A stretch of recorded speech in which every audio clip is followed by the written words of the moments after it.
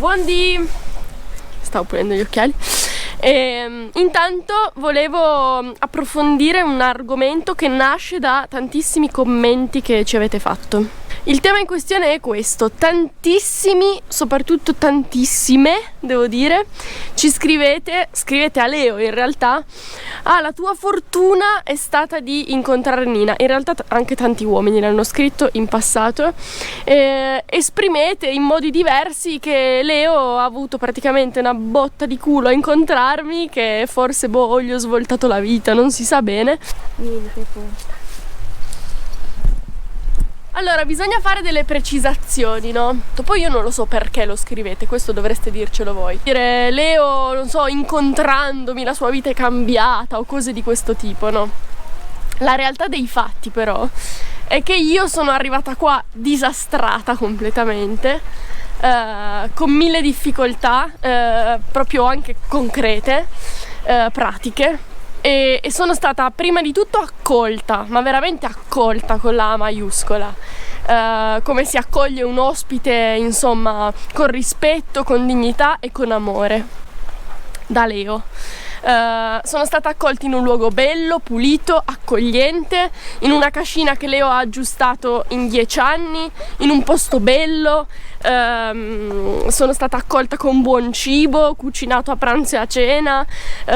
Mi è stato insegnato tutto, quindi come fare un orto, come tantissime cose, come allevare un animale, sia cose pratiche e sia cose che mi hanno cambiato completamente la vita a livello interiore. Quindi, per essere corretti, bisognerebbe dire che forse io sono stata fortunata ad essere arrivata qui, ad aver ricevuto questa accoglienza e ad aver conosciuto Leo.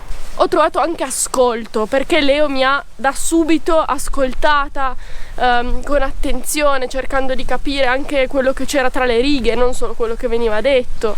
Insomma, ci sono poche parole per descrivere quello che è accaduto, è molto difficile far capire, ma è cambiato tutto per me.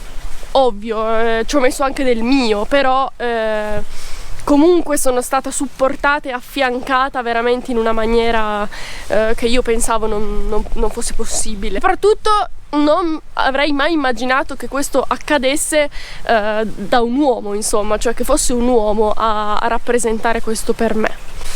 E qui arriva il punto, no? Di tutta questa discussione. Prima di arrivare qui io avevo veramente un'idea degli uomini che era terribile, cioè veramente poco lusinghiera nei loro confronti.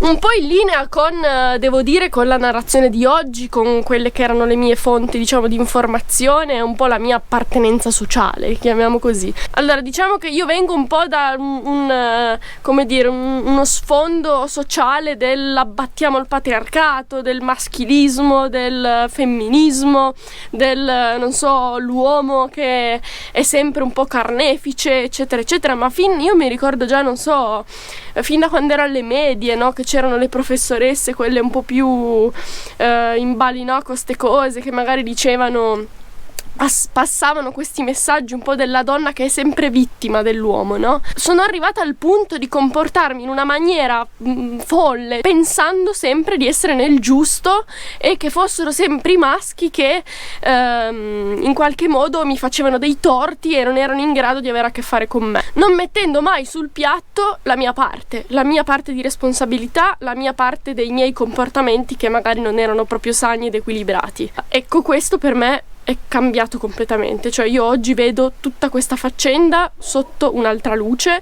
in cui le donne hanno una loro parte di responsabilità negli squilibri, cioè in certi ambienti sociali è quasi una moda, no? Il pensarla così, è quasi che, cioè, se la pensi così bene, se non la pensi così sei un selvaggio che pensa come 100 anni fa ed è in preda a istinti animali e non ha il controllo di sé, no? Io oggi vedo che ero completamente immersa proprio fino al collo nell'ideologia, via. Non c'era spazio per un pensiero lucido e critico, per osservare la realtà in maniera distaccata. In più, quando tu hai 17, 18, 20 anni, vuoi solo far parte di un gruppo, vuoi solo far parte di un gruppo sociale e vivere esperienze, e non è che stai lì a chiederti chissà se quello che vedo sarà vero o non sarà vero, ma lo facevo con le idee degli altri, con gli ideali degli altri, con le ideologie che avevo appreso nella società che vivevo quotidianamente,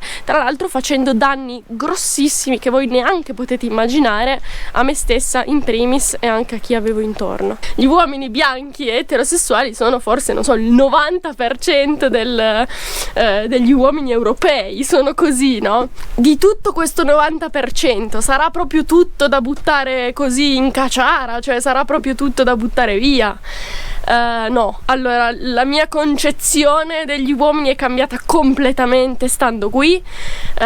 Poi io ho, non so, la fortuna di aver incontrato un uomo che ha lavorato su di sé, no? Che ha fatto un lavoro grande per capirsi, per capire qual è il proprio ruolo, per capire che cosa significa essere uomo, per superare quelli che erano le difficoltà e magari i traumi che chiunque di noi ha e vive, no? Si parla degli uomini con una rabbia, con un rimprovero, con una critica che secondo me è veramente del tutto esagerata. Quindi mi sento di mettere una buona parola, no? Un po' per bilanciare il dibattito. Da quando sono qui, ma anche prima, poi, se ci penso, ho conosciuto anche uomini gentili, anche uomini capaci di ascoltare, capaci di avere delle sensibilità su certe cose, di prendere decisioni con un minimo di consapevolezza, con del sale in zucca. Cioè non mi sento di dire che l'intero genere maschile è da mettere a rogo, no? E tra l'altro un'altra cosa che secondo me è da ricordarsi è che ogni uomo ha una mamma e un papà. Però io sostengo, forse in maniera poco popolare, non lo so, oggi, che la mamma abbia ancora nella crescita di un bambino, soprattutto nei primi anni, un ruolo fondamentale. Quando penso comunque ogni uomo ha una mamma, chissà che magari questi scompensi, queste difficoltà emotive, relazionali in generale di vivere non vengano anche da, chissà, traumi, problemi vissuti quando si era piccoli, una mamma che magari non ti ha voluto abbastanza bene o che non ti ha supportato, o che è stata troppo protettiva, troppo possessiva nei tuoi confronti. Mi piace ricordarmi che ogni uomo ha una mamma e che quindi magari dietro anche ai problemi del genere maschile ci sono anche delle donne. Tra l'altro gli uomini loro non si difendono neanche, cioè io non sento mai uomini prendere le loro ragioni e dire ma però non è tutto così, non siamo tutti da buttare via, no? Mi dispiace un po'. Forse la donna è stata così tanto brava a trovare colpe, a instillare un senso di colpa negli uomini, che adesso hanno persino paura a dire ma. Un'altra cosa, io da donna mi sento di dire, questo perché lo provo e l'ho provato sulla mia pelle, che noi abbiamo veramente una parte di responsabilità non indifferente in tutto ciò che accade. Mi sono resa conto, osservando, diciamo, le mie azioni passate, che il 90% del mio relazionarmi con gli uomini era manipolazione. Quindi non so, mi sembra che, non so, la donna, non potendo tanto magari competere dal punto di vista di energia fisica con l'uomo, ha sviluppato questa arte della manipolazione, no? Io so cosa accade a una donna nel periodo del mese, del ciclo in cui è pronta per, diciamo, avere un figlio, generare un figlio. E una donna è capace di qualsiasi cosa in quel momento del mese. Questo accade in natura e accade anche a noi non siamo fuori dalla natura, ne facciamo parte al 100%. Bisogna, secondo me, ricordarsi che le case in cui viviamo, le strade su cui andiamo in macchina, i ponti su cui passiamo, gli impianti elettrici e idraulici delle nostre case, le verdure che mangiamo, il formaggio che mangiamo, tutti i trattori che vengono guidati in agricoltura, eccetera eccetera, ci sono uomini dietro a tutte queste cose. Sono uomini che col sudore della loro fronte, con la loro fatica e con i loro sforzi e con magari una vita intera dedicata a un lavoro e a farlo bene, magari a farlo in un certo modo, ci permettono di vivere con tutta una serie di agi e di comodità. Sono lavori che fanno prevalentemente gli uomini.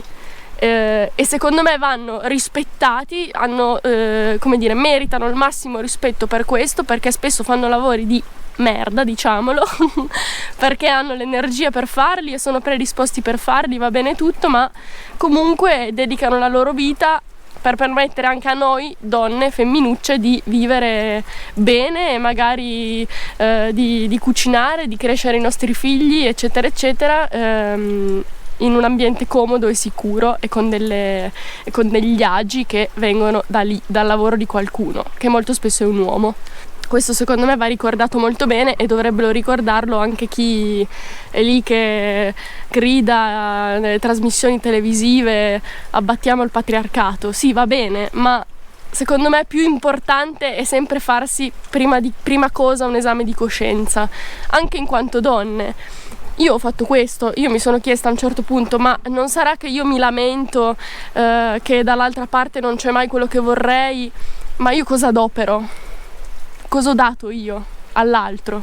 Gli uomini non sono donne, cioè sono diversi, hanno caratteristiche diverse, hanno magari un modo di esporsi, di esprimersi, di comunicare, di manifestarsi diverso dal nostro, magari a volte lo fanno con più veemenza, con più istinto, con più energia, con più rabbia magari a volte, però loro sono questo anche, no?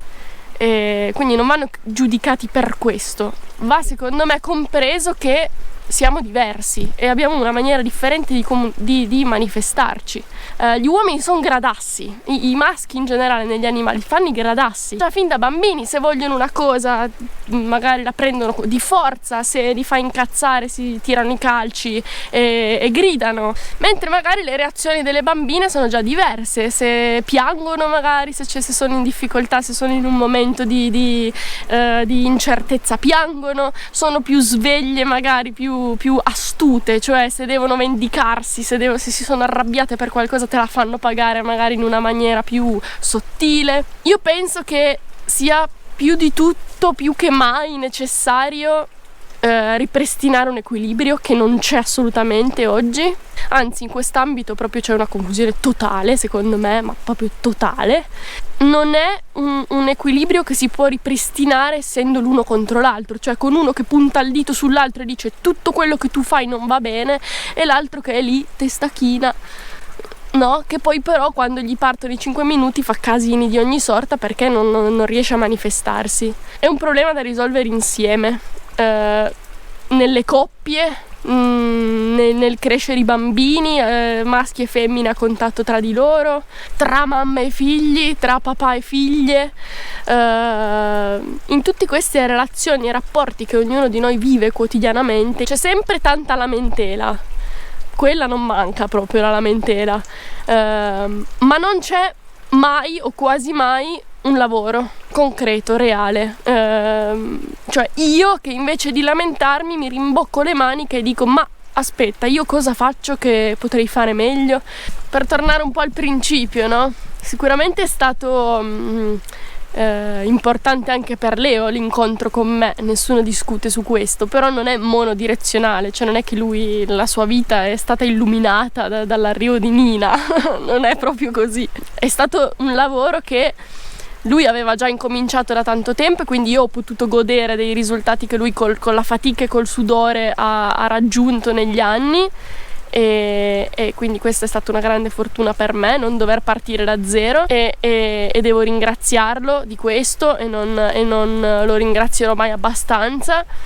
Tra l'altro non solo del lavoro e della fatica che ha fatto dentro di sé per essere un uomo, l'uomo che è oggi, che non ci sono parole per descrivere l'uomo che Leo è oggi, ma anche il lavoro che ha fatto fuori con la fatica e col sudore, perché io sono stata accolta in una casa aggiustata a posto con tutti i comfort, anche se siamo in mezzo al bosco. È stato fatto un lavoro insieme per poter arrivare a relazionarci con questa qualità e con questa fiducia e con questa trasparenza. È stato fatto un lavoro insieme in cui entrambi ci siamo messi in discussione completamente, perché volevamo a tutti i costi poter arrivare a veramente un relazionarci pulito, in cui entrambi possiamo manifestarci per ciò che siamo, io in quanto donna con i miei isterismi ormonali che ho a volte, e lui in quanto uomo con le sue sfuriate e la sua rabbia e tutta l'energia che ha, che si può manifestare in mille modi ed è bellissima e va apprezzata per quello che è. E Arvezze. Arvezze.